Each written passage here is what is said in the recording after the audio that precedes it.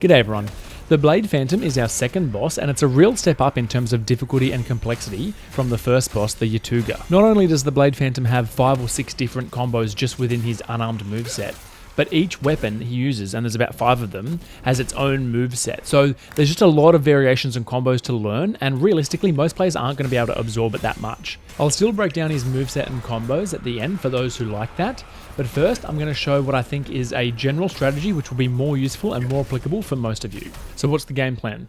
Well, we're going to abuse the fact that he has a few different combos that attack very quickly, many times in a row, and we're going to guard Brink those to easily break his stamina bar and get brutal attacks so that we can play very aggressively and very offensively. If you try and play defensively against an opponent like this, the fight goes on forever and it's too hard to dodge everything consistently. You're better off being very offensive and bursting them down as much as possible. So first, there's a few really important skills that will help a lot with this. For the Greatsword and Dual Blades, you're going to want to take Avenger and Blowback. Both of these do the same thing. They deal extra damage to enemies when you do a Brink guard. If you don't know, Brink guard and Brink dodges just mean perfectly timed dodges or guards. Alright, so Brink guard is a perfectly timed guard. You'll do a bit of damage to them. For Spear, you want to take Breakdown. This won't do extra damage, but you're going to do more stamina damage with Brink guards, which means you're going to break their stance even quicker. The other skill I highly recommend is taking a Command Mobility or Gap Closer.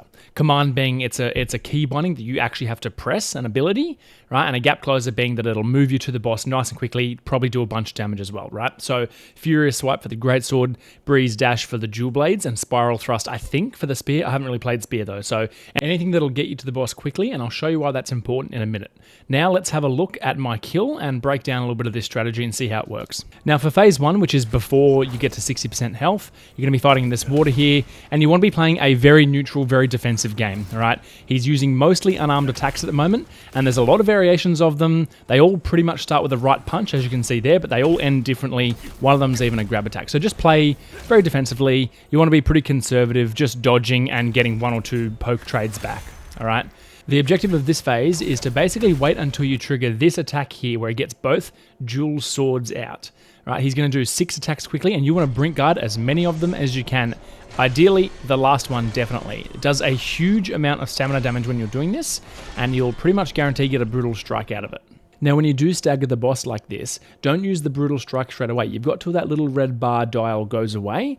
You want to use whatever stamina you have left to do an attack or two, and then brutal strike right at the last moment, or as close as you can to that. You don't want to leave it too short, because the brutal strike is going to return all your stamina, at which point you can proceed to attacking him again, and that's when you want to use your gap close like there, so that you can very quickly get even more damage in while they're still staggering back from the brutal strike. So let's say that again in normal speed. As he gets his dual blades out, you guard brinking as best as you can. Once you trigger the brutal attack, do an attack first, straight into your brutal attack, and then use your command skill to gap close, do a bit more damage, and keep attacking. Don't be afraid to be reckless there and very aggressive. Trade some health, that's fine. That's why we play conservative at the start. And all of a sudden you can see he's down to, what, 60, 50% even almost?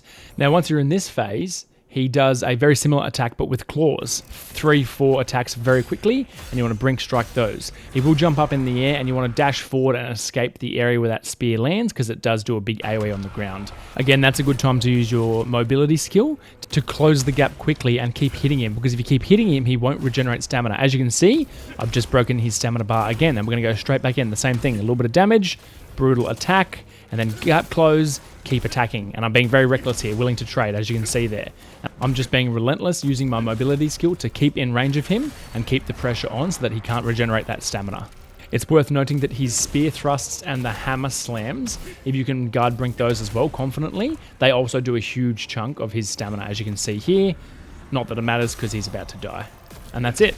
Very quick and much easier than trying to play the long game if you're very aggressive and you're comfortable getting those Brink guard timing down, which admittedly is a very important part of this strategy. So let's take a closer look at that for a moment, and I'll show you some little tricks to just help you get the timing for those Brink guards on the repeated attacks. A good trick I found was to use the first 1 or 2 attacks in each of these combos to basically get your rhythm. So just do a hard block, do hold block instead of trying to time it.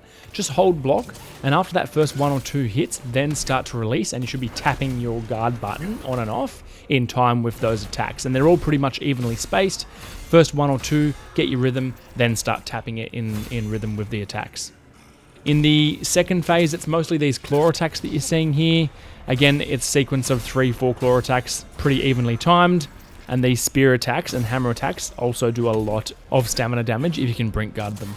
There's also the possibility in phase 2 of getting the swords out again, and it's just the exact same combo as we saw in phase 1.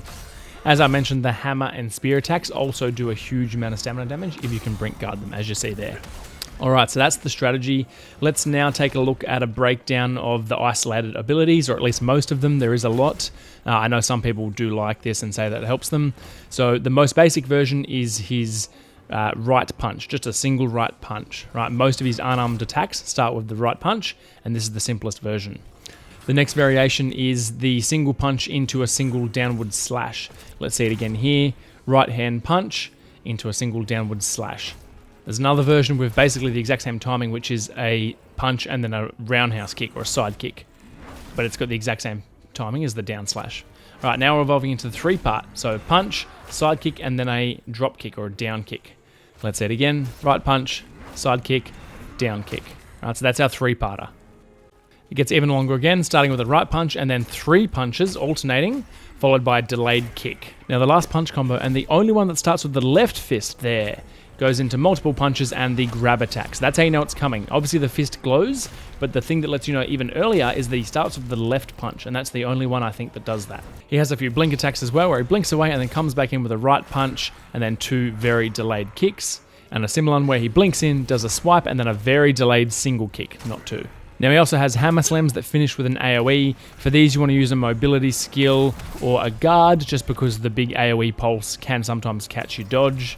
He also can throw the spear at you, he'll blink on top of you and do another slam.